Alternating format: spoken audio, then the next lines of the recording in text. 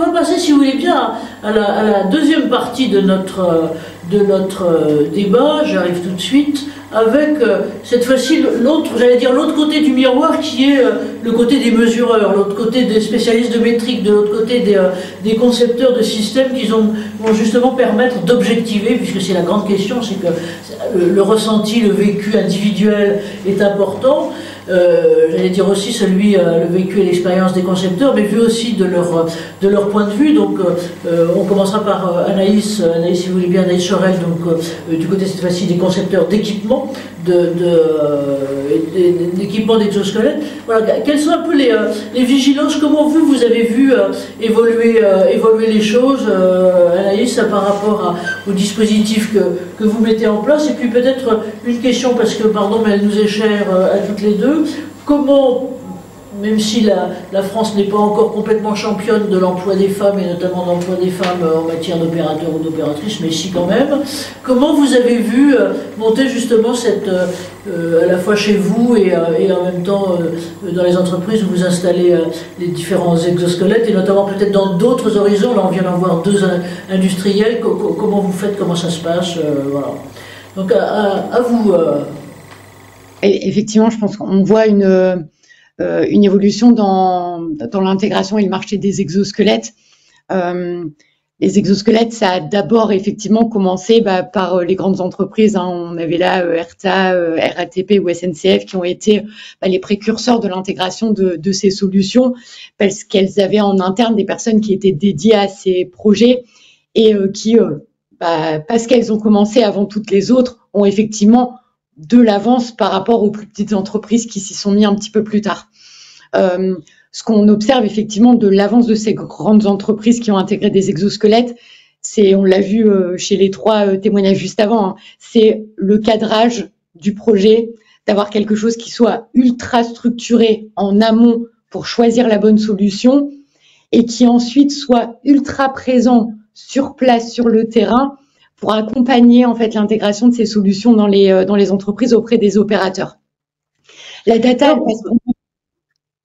peut-être juste une question, Anaïs, pour que ça soit plus simple aussi pour pour tous nos participants. C'est en gros vous à la fois qui vous êtes, mais aussi quel est votre rapport sur cette à la fois en tant qu'Anaïs et en tant que Japet, sur cette question justement finalement non seulement d'intégration d'exosquelettes, mais d'aide à l'amélioration des conditions de travail, d'aide à la prévention. Juste deux mots pour vous situer et permettre à nos 63 personnes de savoir en gros voilà qui vous êtes. Anaïs, pardon.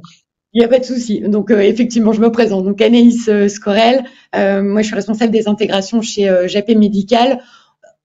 On a en fait une forte valeur de la santé, quelle que soit la période de vie de la personne. Donc la santé à l'hôpital. Et là, quand on parle des exosquelettes en santé au travail, de la santé au travail. La santé, c'est pas seulement réparer des dégâts qui ont déjà été faits. La santé, ça passe aussi par la prévention et le diagnostic de problématiques. Donc, quand on parle de santé au travail, on parle à la fois du maintien dans l'emploi de personnes qui ont déjà des pathologies, mais aussi et surtout, il ne faut pas l'oublier, de la prévention des risques sur la santé des opérateurs. C'est effectivement nous quelque chose qu'on prône au quotidien dans les entreprises et dans l'intégration des exosquelettes, sur des volets qui sont effectivement ceux qui ont été annoncés. La première, c'est on mesure avant d'installer quoi que ce soit. C'est-à-dire qu'on va pas installer que ça soit un robot, un cobo ou un exosquelette. C'est pas des outils rigolos, un peu nouveaux, gadgets qu'on va utiliser. L'analyse, elle est sine qua non avant même de penser à ce qu'on va intégrer. Les analyses, elles vont se baser effectivement sur du retour d'expérience de l'opérateur qui va lui signifier par exemple qu'il a mal au dos en fin de journée, mais c'est aussi et surtout basé sur de l'analyse soit via effectivement du EMG, de la MMG, ou sur de l'analyse posturale via des outils comme Movency, Kimiad Movency, ou il y en a beaucoup d'autres, Soter. Mais l'idée, c'est vraiment d'objectiver à la fois qualitativement et quantitativement les problématiques qui sont sur le poste pour ensuite pouvoir trouver la solution qui va pouvoir fonctionner. Les solutions qu'on va choisir, elles doivent elles aussi avoir fait l'objet d'études et de validation. Enfin, n'intégrez pas tout et n'importe quoi dans vos sociétés si toutefois la personne elle vous dit que c'est bien. J'ai jamais vu une personne dans une entreprise dire que son produit c'est nul. Pour être très poli, basez-vous en fait sur des faits, des études qui ont été réalisées. Les études, c'est ça qui prime, à la fois sur le besoin et à la fois sur la validation et l'utilité de la solution.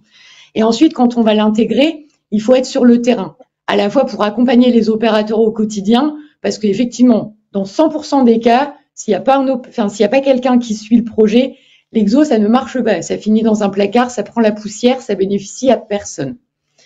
Et puis, une fois qu'on va intégrer les exosquelettes ou ces solutions auprès des opérateurs, moi, je trouve qu'il est aussi important de remesurer derrière l'effet de l'exosquelette. Et ça, effectivement, ça peut passer soit par les outils qu'on a utilisés pour objectiver le besoin, soit ça va aussi passer par les fabricants d'exosquelettes qui vont adapter leurs outils pour que demain, il puisse y avoir de la data dans les outils sur l'utilisation, sur le bénéfice et sur l'usage. Est-ce que vous pourriez, Anaïs, donner un exemple dans un autre univers? Je vois par exemple, on avait quelqu'un qui me disait, est-ce que vous reconnaîtrez nos orientations, mais ça c'était un de nos participants qui nous dit, mais est-ce que qu'est-ce qui est possible par exemple dans l'univers de soins ou dans l'univers d'aide à domicile? Voilà, donc par exemple voilà, dans l'univers de soins. Comment vous mesurez à la fois l'activité, les besoins, comment vous intervenez, parce que on sent bien que votre type d'intervention est plutôt centré sur les personnes et donc sur les besoins, j'allais dire à la fois physiologiques et sans doute aussi psychologiques des personnes. Voilà. Question là-dessus juste pour illustrer. Alors il y a toujours plusieurs éléments qui vont rentrer dans la ligne de mire.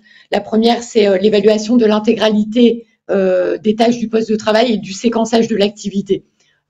Si vous portez une charge une seconde toutes les 10 minutes, vous n'allez pas faire que mettre, enlever votre exosquelette. Enfin, ça ne marchera pas. Ensuite, il faut avoir une validation et une discussion avec les personnes directement sur le poste. Donc, faire une session de travail, faire un groupe de projet qui intègre, par exemple, dans le milieu du soin, les aides-soignantes. C'est elles qui réalisent le métier. Personne ne connaît mieux le métier d'une aide-soignante que l'aide-soignante qui réalise son métier. Parce qu'effectivement, entre le métier prescrit et le métier réel, en fait, on se rend compte qu'il y a toujours des différences. Donc, on va vraiment se baser sur le métier réel qui est fait par l'opérateur.